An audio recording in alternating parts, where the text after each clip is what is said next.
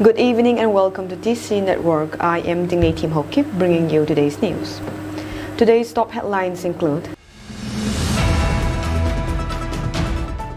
Delhi KSO condemns frivolous complaint against UK University professor. Manipur CM Biren dismisses resignation rumors. Opposition MPs test walkout in Lok Sabha over NEET discussion demand. IMD issues nationwide alert.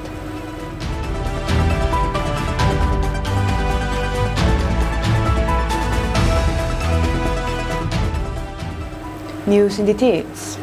The Cookie Students Organization Delhi and NCR has strongly condemned the filing of a frivolous complaint against Professor Uday Reddy by an unknown complaint, alleging his involvement in inciting tensions in Manipur through online platforms. In a press statement, the organization expressed solidarity with Professor Reddy, known for his unbiased historical discourse on social media. According to the organization's Secretary of Information and Publicity, Thang Minjoy, the complaint against Professor Reddy is seen as a deliberate attempt to silence his objective presentations of the history and realities of the Kuki and Meitei communities in Manipur. They emphasize that Professor Reddy's efforts have been focused on educating Kuki youth about their heritage and rights, which has evidently challenged certain political agendas. Professor Uday Reddy, through his ex, formerly known as Twitter handle Kautilya33, has consistently presented unbiased views and the authentic history of both the Kukis and Meiteis communities of Manipur. His objective and factual discourse has evidently threatened Meitei propagandists who find themselves unable to counter his truths with their misinformation, stated Thang Minjoy. The actions against Professor Reddy not only infringe upon his freedom of speech but also aim to suppress the educational empowerment of the tribal Kuki community, added Thang Minjoy. The organization demanded authorities to withdraw the complaint immediately, highlighting it as a tactic to intimidate voices of truth. They call upon all concerned individuals and organizations to stand against such unjust actions and support the rights of all communities in Manipur. Chief Minister N. Biren Singh has unequivocally denied rumors circulating in the media about his resignation, expressing his firm commitment to continue leading the state during these turbulent times. Responding to media queries, Singh emphasized that now is not the time for leaders to waver, as Manipur requires steady guidance.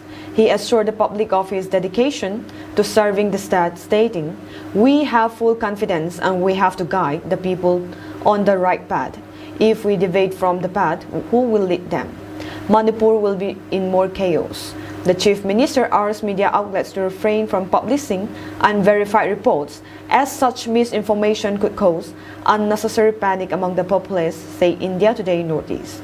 He cautioned that political rivals might exploit these rumors for their gain, but stressed that the majority of people who would be alarmed by the false news of his resignation. On a positive note, CM announced the implementation of 3 new criminal laws following the recent enactment by the Union Home Ministry. These laws, the Bharatiya Nyaya Sanhita BNS 2023, the Bharatiya Nagarik Suraksha Sanhita BNSS 2023, and the Bharatiya Saksya Adhiniyam BSA 2023 replaced the outdated British-era India Penal Code 1860, the Code of Criminal Procedure 1973, and the Indian Evidence Act 1872. Speaking at the Manipur State Film Development Society, Singh highlighted that his government is in constant communication with the Home Minister and the Prime Minister's office to quell violence and maintain peace. He reiterated the importance of responsible journalism in these critical times, urging media houses to report confirmed news and support the promotion of peace. Discussing the newly enacted laws, Singh remarked that they represent a historic shift in the justice delivery system, replacing colonial-era status after 164 years.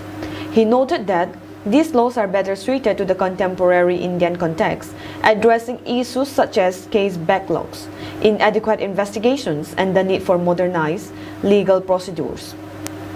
Key features of the new laws include limiting court case adjournments to 2, allowing FIRs to be filed in one's dialect, and enabling zero FIR filings at any police station.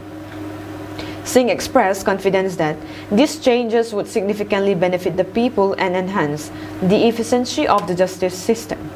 He also highlighted provisions in the new laws that tackle electronic evidence, empower courts and police in cases involving digital deception, and expand the definition of documents and exports to include digital records. These measures aim to make the criminal justice system more adaptable to technological advancements and societal changes. The Chief Minister concluded by emphasizing the necessity of sincere implementation by security officers and legal professionals to ensure the new laws serve their intended purpose. He appealed for collective efforts to deliver justice effectively and foster understanding through peaceful dialogue, especially in preventing mob justice. The event was attended by Law and Legislative Affairs Minister Basanta Kumar Thongnozam, other ministers, high-ranking officials, police officers, eminent law officers, and law students. A very unfortunate incident occurs yesterday, the 30th of June 2024, at Moreh, which was perpetrated by Moreh Additional SP. The Additional SP had brought forth many commotions in the town which still remains unsolved. Not satisfying with that, he and his policemen set up a bunker in an unsuitable spot in this time of crisis. The spot where they set up the bunker is a place where the public go through every day, and many predictable inconveniences are seen by the setting up of this bunker. The public strongly condemned this act of the Additional SP, since conflict can arise anytime in this strife-torn state. The public, being aware of the double strategic bunker set up in the middle of public locomotive places, dismantled the bunker as a precautionary measure. The DCNSP recent self-righteous act has given birth to the Additional SP action, said the angry mob. We have seen clearly the draft report of the center government, which contains the posting spot of BSF. Hence, the DCNSP of Technopol are warned to stop their attempt to station BSF in T-Minnow areas. The women folk had stand on duty day and night, and even under the scorching sun and rain, to prevent this from happening. The women pleaded the two officers to stop this evil attempt, since they are already too exhausted from standing on duty. The public asked the DC and SP to give a clarification note regarding this matter. This type of self-righteous behavior will continue in the town until and unless the perpetrators come clean, said the report. If this type of incident occurs again, the public and CSO leaders should stand together and oppose it in the strongest manner so as to completely put out this type of incident from occurring again. Manipur Health Director, on its notification released on the 28th of June, had opened courses in different medical fields such as MSc Nursing, BSc Nursing, GNM, ANM, and paramedical courses for the year 2024. Interested candidates on 3rd July 2024 may go to main auditorium JNIMS in Far West. First round counseling will be organized. Registration will be open from 8:15 a.m. till 9:30 a.m. The district administration will organize a video conferencing for the interested candidates from Lamka and Firjol district at NIC Conference Room, ground floor, DC's office, Mini Secretariat, Tuibo. The candidates are requested to bring their original documents along with 5 passports. Those who do not attend the first round would not be allowed in the second round. Total numbers of merit list of vacancy for the various fields are 200 vacancy for BSc Nursing, 40 vacancy for B Pharmacy, 40 vacancy for D Pharmacy, 20 vacancy for BSc RIT, 40 vacancy for BSc MLT, 20 vacancy for BSc OOT, 400 vacancy for GNM/FHW, and 32 vacancy for MSc Nursing. Mizoram continues to battle African Swine Fever (ASF), with peak deaths reaching 3,950 in the first half of 2024. Officials from the Animal Husbandry and Veterinary Department reported 21 new deaths and 93 killings on June 30 alone. The outbreak, which has affected 136 villages and localities across the state, shows no signs of abating. Since January, authorities have been forced to cull 7,649 pigs in an effort to contain the spread of the disease. The recent surge in parts of a prolonged ASF crisis that began in 2021.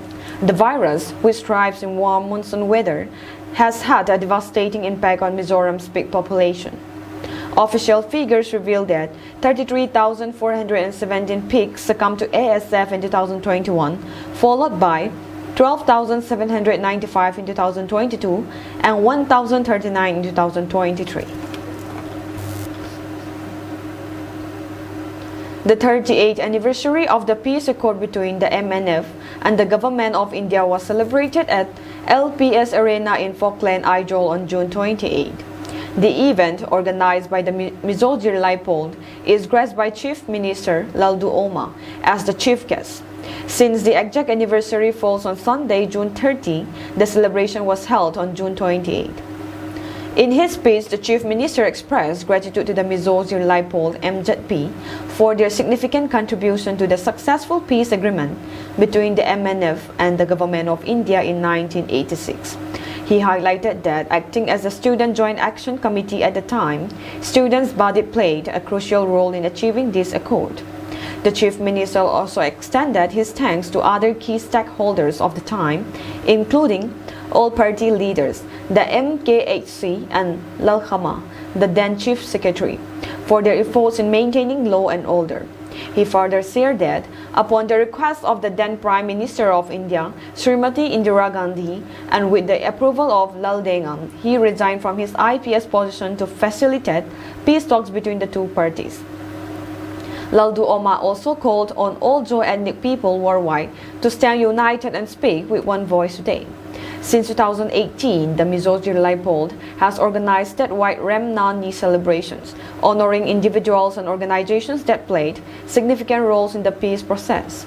This year, 4 leaders, J.H. Rotwama, P. Lalupa, Lal Tanjova, and Ngurchina were recognized for their courageous act of resigning from their MLA positions in 1981 to advance the peace talks. In the 2019 celebration, the MJP honored Laldu Oma, the current Chief Minister, for his contributions. Chief Minister is accompanied by his wife, Lian Sailovi. Several ministers, advisors to the CM and MLAs were also present.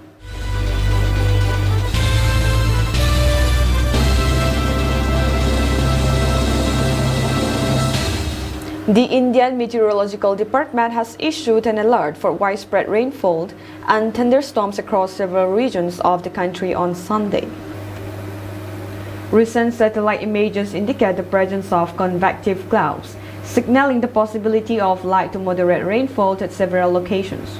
According to Indian Meteorological Department predictions, intense spells of rain could be accompanied by isolated thunderstorms, cloud-to-ground lightning, and gusty winds in Punjab, the adjoining state of Himachal Pradesh, southwest and extreme northwest made up Madhya Pradesh, Bihar, Jharkhand, South Gujarat, South Telangana, Andhra Pradesh, South Karnataka, North Tamil Nadu, West Bengal, Sikkim, Assam, and Meghalaya during past 24 hours of June 30, 2024.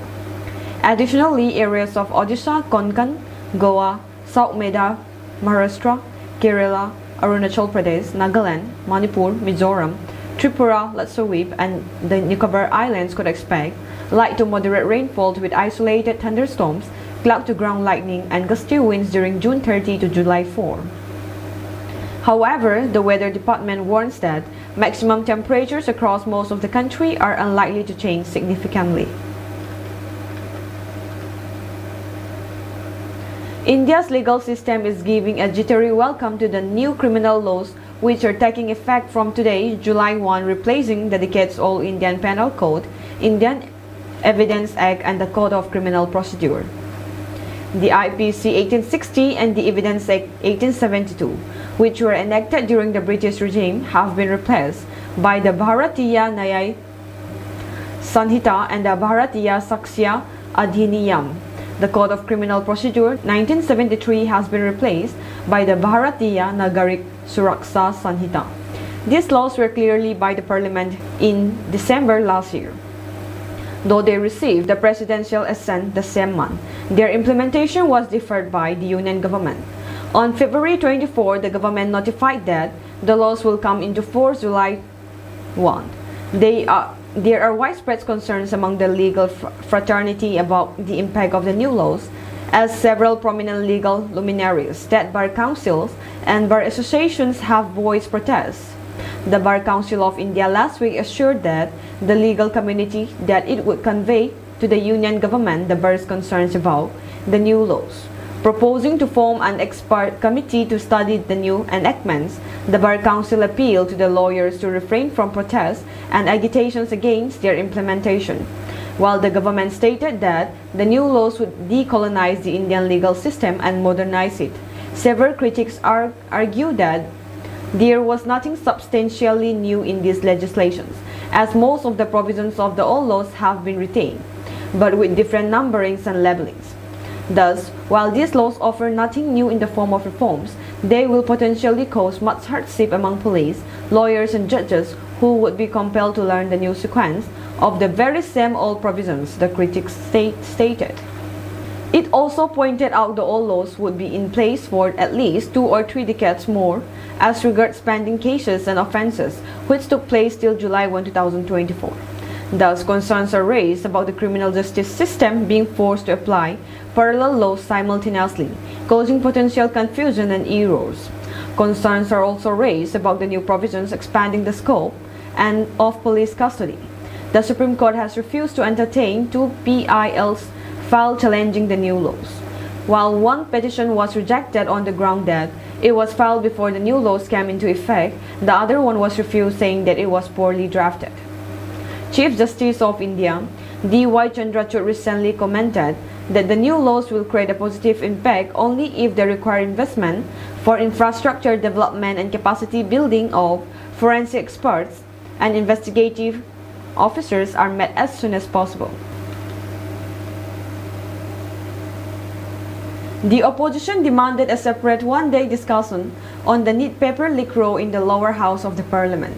The ruling National Democratic Alliance (NDA) and the Congress-led India bloc's deadlock continued on Monday, with the latter walking out of the Lok Sabha over its demand for a discussion on the raging NEET row. The opposition demanded a separate one-day discussion on the NEET paper leak row in the lower house of the parliament. On the other hand, the government wanted to continue the motion of thanks of the president's address to the parliament. Leader of opposition Rahul Gandhi demanded that Lok Sabha Speaker Om Birla allow a discussion on the row over alleged irregularities in NEET UG 2024, claiming over 2 crore students has been affected by the paper leaks. We wanted a one-day discussion on NEET. It is an important issue. More than 2 crore students have been affected. Paper leaks have happened on 70 occasions. We would be happy if you allow a separate discussion on the issue, Gandhi said. Reacting to Rahul Gandhi's demand, Defense Minister Rajnath Singh said a discussion can't be allowed till the House finishes the motion of thanks. In my decades-long tenure as a parliamentarian, never has any other issue been taken up during the motion of thanks on the President's address. Other issues can be raised after passing the motion of thanks, Singh said. Rahul Gandhi and other opposition leaders later demanded an assurance from the government that the NEET issues would be discussed after the debate on the motion of thanks. We can send a message from the parliament to the students that the issue of NEET is very important for us, Gandhi said. Speaker Om Birla said there was no convention of taking up any other discussion during the debate of the motion of thanks, and members can give a separate notice for the discussion on NEET. As soon as Om Birla asked BJP MP Anurag Thakur to start the discussion on the motion of thanks, the opposition walked out demanding a categorical assurance from the government. The NEET UG medical entrance exam came under the scanner after 67 aspirants scored full marks in one of the toughest exams in the country. The law enforcement authorities in Bihar meanwhile arrested several people for illegally leaking the NEET question paper. The Central Bureau of Investigation is probing the alleged paper leak and other irregularities in the conduct of the exam. A family outing turned tragic when a woman and two girls drowned at a waterfall close to Busi Dam in Pune's Lonavala area on Sunday. Two children in the 4 to 9 age gap remain missing. A video shows a group of people, including those who lost their lives, being swept away by gushing water caused by intense rainfall in the region. According to the police, 16 to 17 members of a family from Sayat Nagar in Pune's Hadassar area had hired a private bus to visit the scenic spot near Lonavala for a picnic on the rain-soaked day. Inspector Suhas Zakta of Lonavala police station said about 10 people were swept away around 12:30 p.m. due to sudden flooding. While some of them managed to escape, one girl was rescued by other revelers. Police identified them as Shashita Laikhat Ansari 36, Amima Adil Ansari 13, and Umera Adil Ansari 8. A search team recovered their bodies from the reservoir downstream. Adnan Sabahat Ansari 4 and Maria Akil Ansari 9 are still missing, the official said. Volunteers from Vanyajis Raksak Maval, the Safe Dark Rescue Team, and divers from the Navy conducted such search operations until late evening to locate the missing children. The search will resume on Monday, another official said. Members of the Ansari family went to see the waterfall close to the Bushi Dam, but were taken unawares when the water flow rose due to intense rain in the area and were swept away, he said. A relative said some of their relatives had traveled from Mumbai for a wedding a couple of days ago. On Sunday, more than 15 members hired a bus to go to Lonavala for a picnic, he said. As the monsoon season begins, thousands of visitors are flocking to the Busi and Pavana Dam regions, often disregarding warnings from the police and local authorities to avoid unknown areas. The National Testing Agency announced the results of the retest of the National Eligibility Entrance Test undergraduate of NEET led on Sunday night. The re-examination was conducted for 1,563 students who were earlier given grace marks as compensation due to lost time during their examination on May 5. As many as 813 of 1,563 appeared in the re-examination at 7 centers in Chhattisgarh, Gujarat, Haryana, and Meghalaya. None of the 813 candidates who retook the test on June 23 scored full marks, bringing down the tally toppers to 67 to 61, officials said. The students who skipped the retest will now be awarded their all original score without the grace marks. Among 813 candidates, 6 from Haryana earlier scored full 720 out of 720 marks. In the re-examinations, none of them got full marks, said a government official. In a notification, the NTS said it is now informed that revised scorecards of all candidates of NEET UG 2024, including 1,563 candidates who appear in the retest on 23 June 2024, are being hosted on the website https://exams.nta.sc.in/neet/. Candidates can log into the website and view/download/print their respective revised scorecards.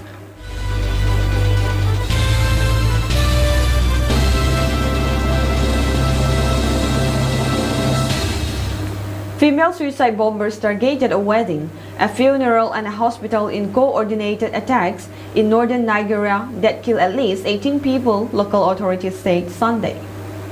The first bomber detonated during a marriage celebration in the northeastern town of Gouza, Barkindo Saidu, Director General of the Borno State Emergency Management Agency, told reporters. Minutes later, another blast occurred near General Hospital, Saidu said, and the third bomber at the funeral service was disguised as a mourner. Children and pregnant women were among those killed. At least 30 others were wounded, and Saidu said injuries included abdominal ruptures and skull fractures. No one immediately claimed responsibility for the attacks. Borno State has been heavily affected by the insurgency launched in 2009 by the Boko Haram Islamic extremist group. In the past, Boko Haram has used women and girls in suicide bombings, prompting suspicions that some attackers come from the many thousands of people the extremists have kidnapped over the years, including school children. Nigerian President Bola Tinubu, in a statement, called the attacks desperate acts of terror, and an isolated episode. The insurgency, which has spilled across borders around Lake Chad, has killed over 35,000 people, displaced over 2.6 million, and created a massive humanitarian crisis. Boko Haram, with one branch elite to the Islamic State group, wants to install an Islamic State in Nigeria. West Africa's oil giant of 170 million people divided almost equally between a mainly Christian South and a predominantly Muslim North. The resurgence of suicide bombings in Borno raised significant concerns about the security situation in the region. Authorities imposed a curfew in the city. Goza is a few kilometers from Chibok, where 276 schoolgirls were abducted in 2014. Nearly 100 of the girls are still in captivity. Since then, at least 1,500 students have been kidnapped across Nigeria as armed groups find the practice a lucrative way to fund their criminal activities and take control of villages. Israeli forces advanced further on Sunday into the Sidaya neighborhood of northern Gaza and also pushed deeper into western and central Rafah in the south, killing at least 6 Palestinians and destroying several homes, residents said. Israeli tanks, which moved back into Sidaya 4 days ago, fired shells towards several houses, leaving families trapped inside and unable to leave, the resident said. Speaking at a weekly cabinet meeting on Sunday, Israeli Prime Minister Benjamin Netanyahu repeated his stance that there is no substitute for victory in the war against the Islamist operative Hamas.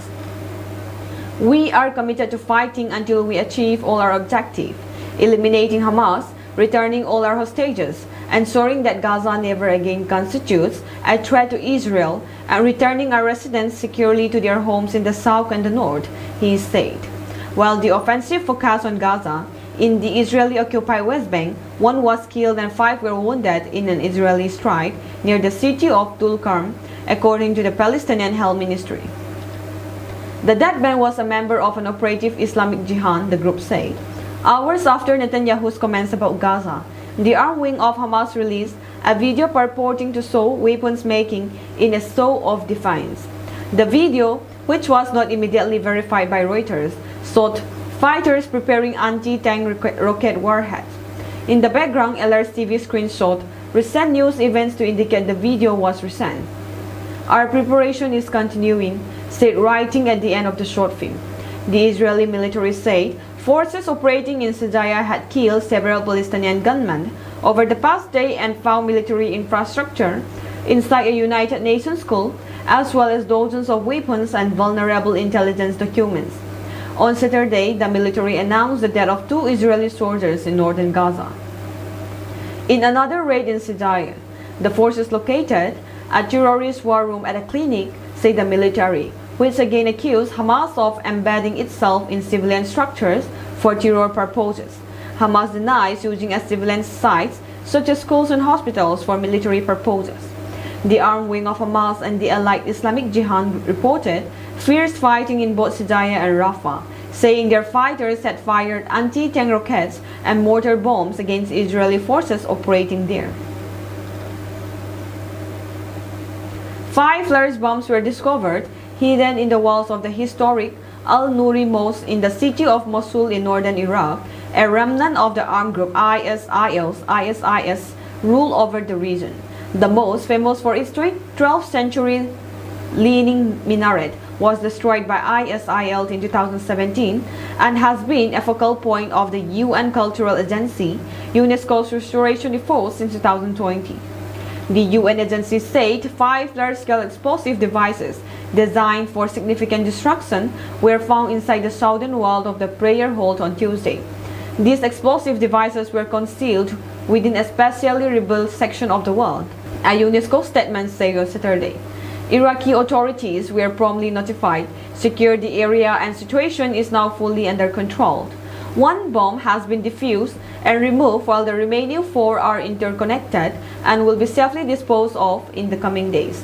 Iraqi authorities request that UNESCO hold all reconstruction operations at Al-Nuri Mosque and evacuate the entire complex until the devices are disarmed. ISIL leader Abu Bakr al-Baghdadi declared a caliphate from the most a decade ago on June 29, 2014, leading to its destruction when fighters blew it up during the Battle of Liberate Mosul in 2017.